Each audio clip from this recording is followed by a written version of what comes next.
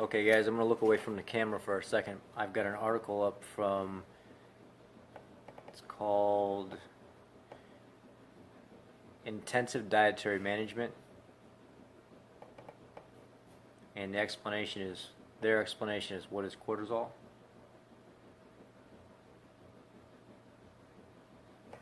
So Cortisol is a so-called stress hormone. It mediates the flight or fight response with the help from the sympathetic nervous system. Cortisol is a part of a class of steroid hormones called glucocorticoids. Glucose plus cortex plus steroid produced by the adrenal cortex. Cortisol is produced in response to stress. In Paleolithic times, it was often thought as a physical stress, such as being chased by a predator. The release of cortisol was released in preparing the body for action, the flight or flee mechanism. Cortisol increases the alertness and decreases the need for sleep. Glucose availability is substantially enhanced. This provides energy for muscles that are needed to avoid being eaten.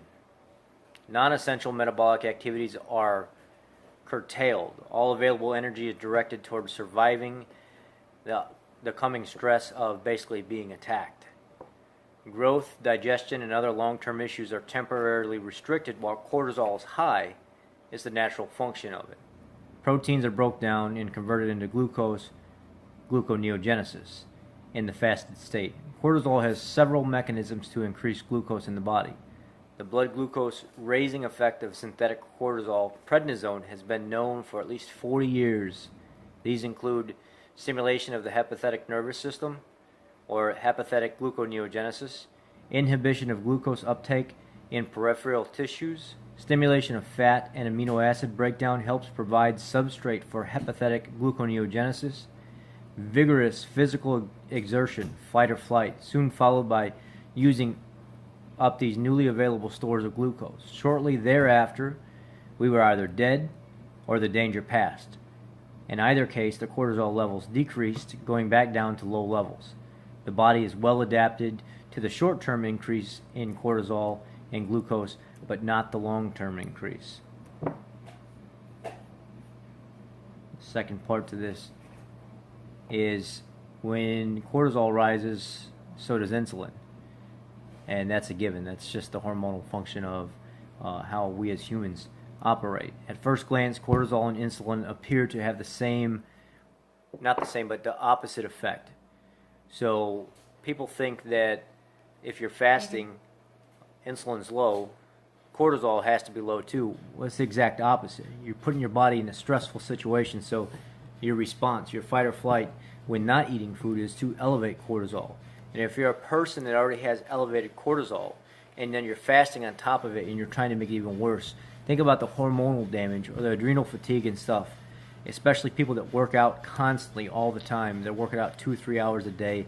Some of these athletes that have been doing that their whole life, but then by the time they're 40 years old, they're metabolically destroyed. They're starting to gain weight. Their joints are just tore up. Their arthritis in their body is just extremely spread to almost every single joint. It's because cortisol levels have been increased and they've been slowly damaging themselves for so long because they've been trying to tap into the adrenal. Has 2 different areas. You've got the adrenaline inside the adrenal, and then outside is where the cortisol is produced. So if you're constantly spiking adrenal or adrenaline and cortisol all the time, you'll actually desensitize your body to its normal function. So if you're a person that has excessive cortisol already floating around and being produced, and then you want to fast on top of it, it's probably not a good idea.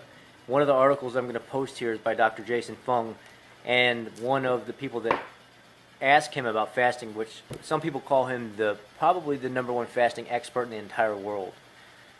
He's done so much with fasting where other doctors haven't, and he swears by it. But there is some cases where he doesn't like people fasting, and that's one of them. If you have excessive cortisol release in the body, and then you try to fast on top of it, you'll see his response to one of the ladies that asked him that question, and it's not, even him himself, he doesn't think it's a good idea. I don't have elevated cortisol, so I can fast just fine. I mean, I've fasted up to 8 days before, and I made it all the way through it with no no like mishaps, no health concerns. I was completely fine the whole entire time. The second part to this is cortisol raises insulin. Insulin is the storage hormone. Under high insulin levels, the body stores energy in the form of glycogen and fat. Cortisol, on the other hand, prepares the body for action. This moves energies out of stores and into readily available forms of glucose. I don't know why they put this period here. This kind of threw me off. They would have similar weight gain effects such as remarkable. With short-term physical stress, insulin and cortisol play opposite roles. The situation is quite different for long-term psychological stress. In modern times, chronic non-physical stressors increase cortisol. For example, martial issues, problems at work, arguments with children, sleep deprivation, all serious stressors, but do not result in vigorous physical extension afterwards to lower glucose. Under conditions, chronic stress, glucose levels remain high. There's no vigorous physical exertion to burn off the glucose, and there's no resolution to the stressor.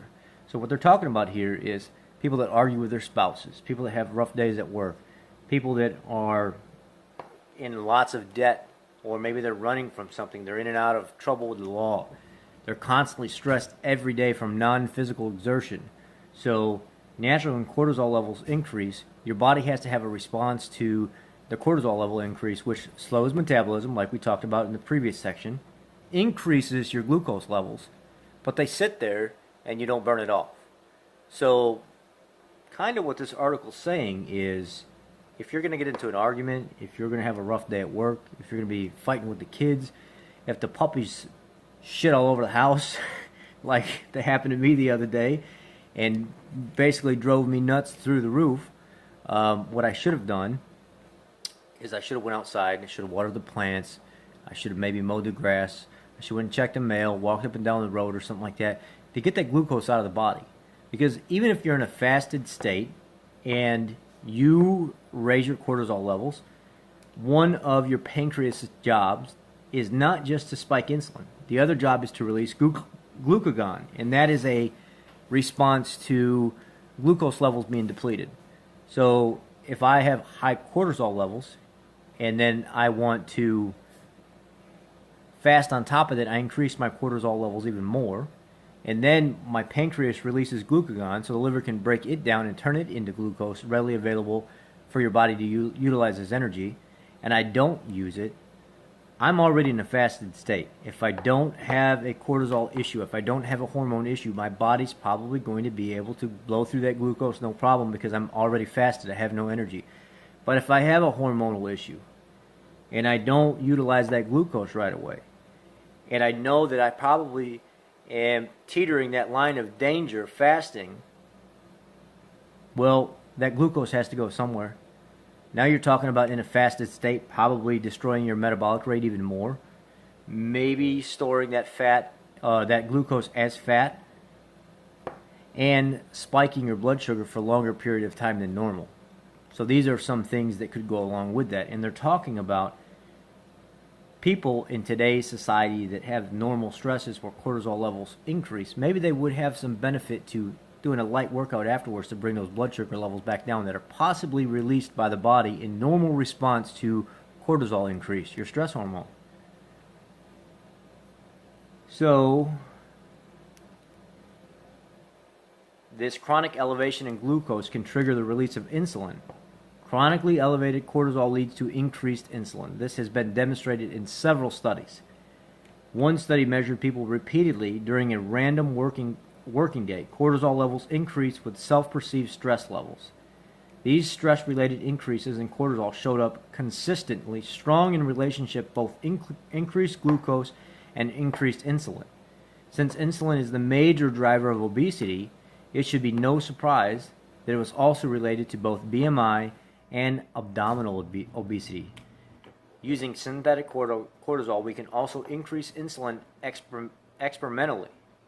Healthy volunteers were given 50 milligrams of cortisol 4 times daily over 5 days. Insulin levels rose 36% from baseline. Another study showed that The use of prednisone increased glucose levels by 6.5% and insulin levels by 20%. Over time, insulin resistance also develops, mainly at the hepatic level. There is a direct dose-response relationship between cortisol and insulin. For every unit of free cortisol increase, insulin increased by 9.7, I don't know if that's milliliters or...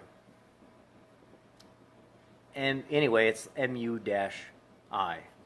I'm not a medical professional. I just know how some of this stuff works. Now, earlier it's talking about cortisol and what family it fits in.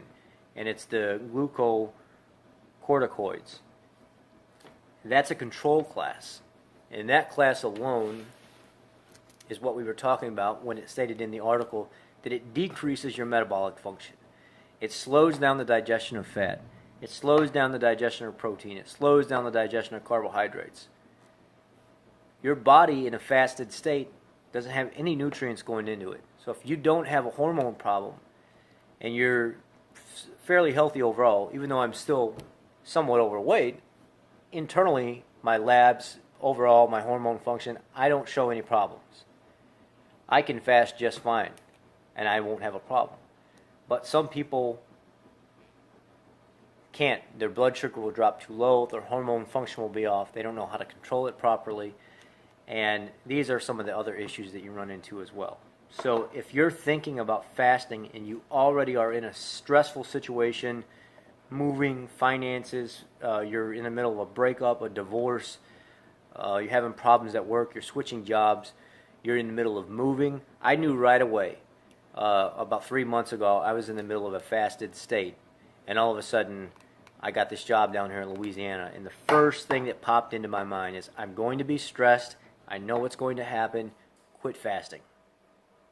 It was automatic, just quit fasting. I even jumped on here and I made a video for you guys, and I said, look, I'm taking a job down in Louisiana, I'm going to be stressed for the next week or two, I'm not fasting anymore. My results are this, and I moved on, because I knew it wasn't a good idea. So you pretty much should be in a calm state, everything together in your life. You have your week planned out, your 48 hours planned out, your 72 hours, your 24 hours, however long you're fasting. Have that planned out so you don't add more stress on top of the stress that you're already going to add naturally by fasting. If you're a person with hormone imbalance, or you have a hormonal malfunction as it is, adrenal fatigue, some kind of thyroid problem or something like that that may be tied in, I wouldn't fast.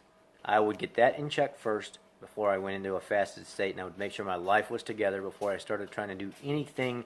Even intermittent fasting for people with hormonal issues can be a problem. So I'm going to post these articles by these doctors, and I'll let you guys read it and leave your comments in the box below. Thank you for subscribing. Thank you for supporting me, and I appreciate all the help that you guys have been giving me lately, especially talking about me and my subscribers increasing. And hopefully I can put out more content like this. And if I didn't explain any of this to your liking and you need more help, please reach out to me. And I even have some doctors that I can talk to where I can ask some questions. Just leave your comments in the box below, guys. I really appreciate it. Have a blessed night. Keto on.